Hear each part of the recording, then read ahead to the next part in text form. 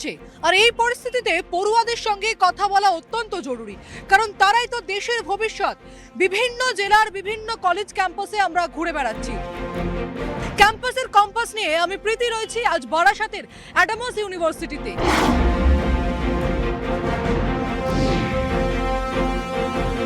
অনেকেই বলে সরকারি কলেজের পড়ুয়াদের বেড়ে ওঠা বেসরকারি কলেজের পড়ুয়াদের বেড়ে ওঠার মতো নয়। বেসরকারি কলেজের পড়ুয়ারা অনেক বেশি অ্যাক্টিভ, অনেক বেশি ফাস্ট ফরওয়ার্ড। তবে এখানকার জেনজিরা সত্যিই কি রাজনীতি নিয়ে অবগত, অকপট?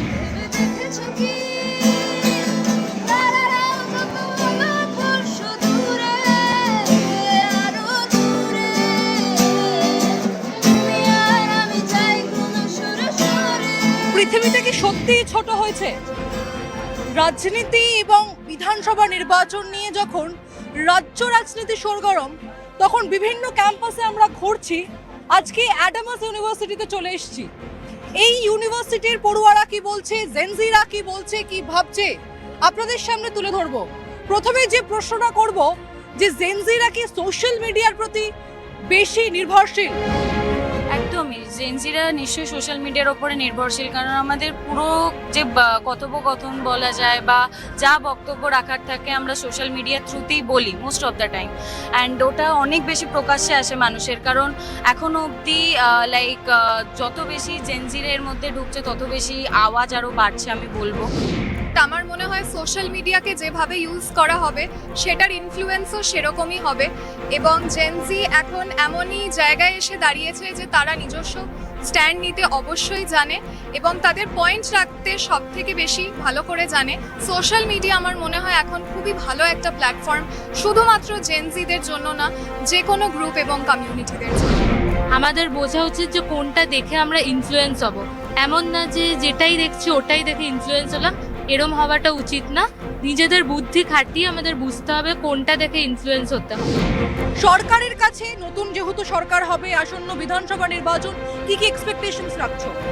আমার এক্সপেকটেশনস কিছু আছে, যেমন অ্যাজ আ স্টুডেন্ট আমি চাইবো যে আমাদের যে অ্যাক্সেস থাকবে ডিফারেন্ট স্কিলস বিল্ড করার, ওইটা আরও বেশি হোক, যাতে আমরা ফিউচার যে জব করব ওগুলোর স্কিলসগুলো আমরা ইউজ করতে পারবো। यही है कि जो भी पार्टी आती है, मुझे तो यही लगता है कि स्टेट के लिए वो बेस्ट हो, बाकी कुछ नहीं। स्टेट के लिए जो भी बेस्ट हो वो पार्टी करे, मैं यही चाहूँ। এখন যেহেতু আমরা সবাই 18+, প্রথমেই বলবো মহিলা সুরক্ষা, এটা আমাদের সবথেকে এখন মেন, যেখানে আমাদের ফোকাস করা উচিত। এরকম জেনজি বা নতুন প্রজন্মের ক্ষেত্রে দেখা যায় যে চাকরির পাশাপাশি ব্যবসা করছে তারা। তোমরা কাকে সমর্থন করছো, চাকরি না ব্যবসা? না, চাকরিটা দেখুন সবার পক্ষে তো ব্যবসাটা পার্সু করা সম্ভব নয়, চাকরিটা দরকার।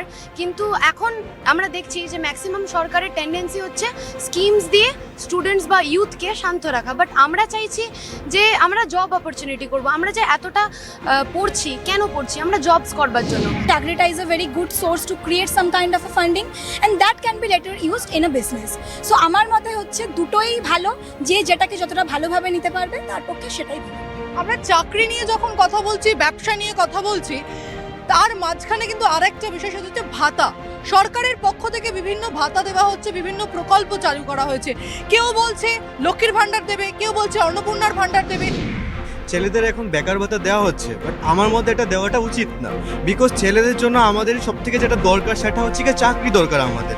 আমরা ভাতা নিয়ে কি করবো? আর ভাতাটা কিছু অংশে মানুষের জন্য দরকার আছে, বাট ম্যাক্সিমামেরই চাকরির দরকার। সে ভাতা দিয়ে তো সম্পূর্ণটা ফুলফিল হয় না। না, আমার মনে হয় যে ভাতার প্রয়োজন আছে, কারণ কি যাদের সত্যি কোনো উপার্জন নেই, এবং আপনি যেটা বললেন গ্রাম বাংলার মানুষের, তাদের সত্যি প্রয়োজন আছে। কিন্তু আমাদের এইটা দেখতে হবে যে যারা ভাতা পাচ্ছে তাদের মধ্যে সত্যি কি সবার সেই প্রয়োজনটা আছে। এটা ডিপেন্ড করছে, যাদের দরকার তাদের হয়তো নিশ্চয়ই এই ভাতাটা সাহায্য করছে। তাদের বিভিন্ন রকম পরীক্ষার ফর্মের জন্য, বিভিন্ন রকম ট্রান্সপোর্টেশনের ফিজের জন্য নিশ্চয়ই তাদেরকে সাহায্য করছে ভাতাটা। গ্রামে গ্রামে মেয়েদেরকে এখন এম্পাওয়ারমেন্ট যেটা করা হচ্ছে, উইমেন এম্পাওয়ারমেন্ট যেটা করা হচ্ছে, ওদেরকে আরও বেশি আমরা বলছি যে না, তোমরা চাকরি করো, তোমরা প্রতিষ্ঠিত হও। সো কোথাও না কোথাও শুধু এম্পাওয়ার করাটা, জাস্ট বলাটা বা মেয়ের একটা স্টেপ নেওয়াটা ইজ নট নেসেসারি, মানে ইটস নট ইনাফ। সো আপনাকে বেকার ভাতা and all these are necessary. আমরা যখন বিভিন্ন রাজনৈতিক বিষয় নিয়ে আলোচনা করছি, তার মধ্যে এই বিধানসভার সব থেকে গুরুত্বপূর্ণ বিষয় তা হচ্ছে SIR এবং সেখানে 91 লক্ষ মানুষের নাম বাদ পড়েছে। তারা আদৌ এই নির্বাচনে ভোট দিতে পারবেন কিনা সে নিয়ে অজানা বিষয় রয়েছে, অজানা প্রশ্ন রয়েছে। কি মনে হয় এই 91 লক্ষ যে নাম বাদ পড়েছে, এই যে পুরো প্রসেসটা আরো কিছুটা সময় নিয়ে করা উচিত ছিল?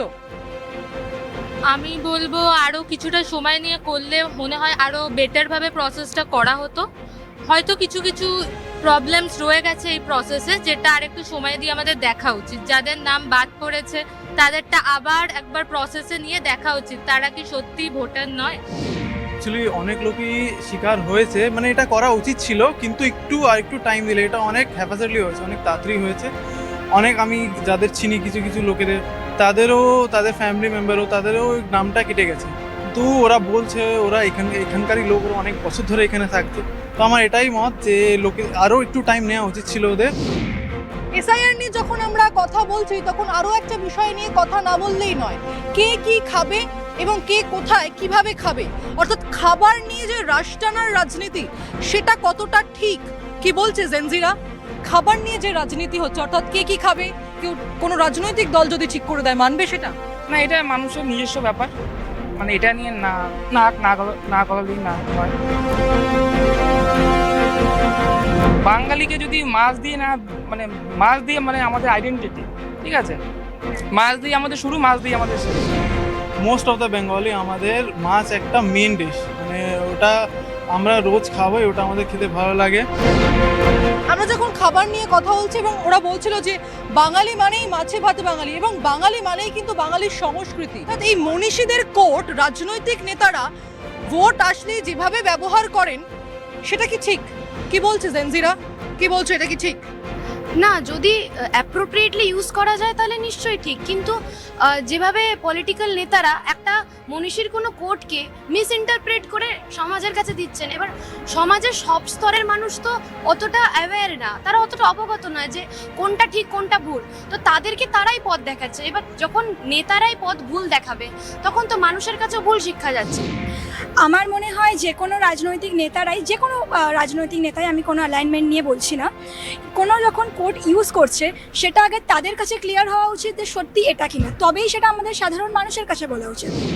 ধরো তুমি এই ক্যাম্পাসের বাইরে কোথাও গেছো তোমার বিশেষ বন্ধুর সঙ্গে বা বন্ধু বান্ধবদের সঙ্গে, তোমাকে এসে বললো যে না এইভাবে এখানে বসে থাকা যাবে না, এবং হঠাৎ দেখলে রাতারাতি পশ্চিমবঙ্গের যে গরিমা তা পরিবর্তন হতে শুরু করলো, কি করবে তখন?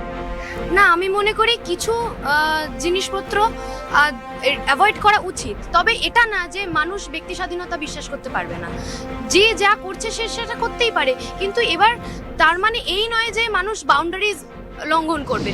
আমার মনে হয় আমি কার সাথে কোথায় বসবো এটা আমাদের রাইট, আমাদের কনস্টিটিউশন সেই রাইটটা আমাদেরকে প্রোভাইড করেছে, রাইট টু মুভ ফ্রিলি, এটা আমাদের কনস্টিটিউশনাল রাইট, সেখানে আমাদের কেউ বলতে পারে না। কিন্তু হ্যাঁ, অ্যাজ আ পাবলিক এটা আমাদের অবশ্যই কর্তব্য যে আমরা কিরম বিহেভ করছি পাবলিকলি, যাতে আমার পাশের মানুষ আনকমফোর্টেবল ফিল না করে, এটা আমাদের দায়িত্ব।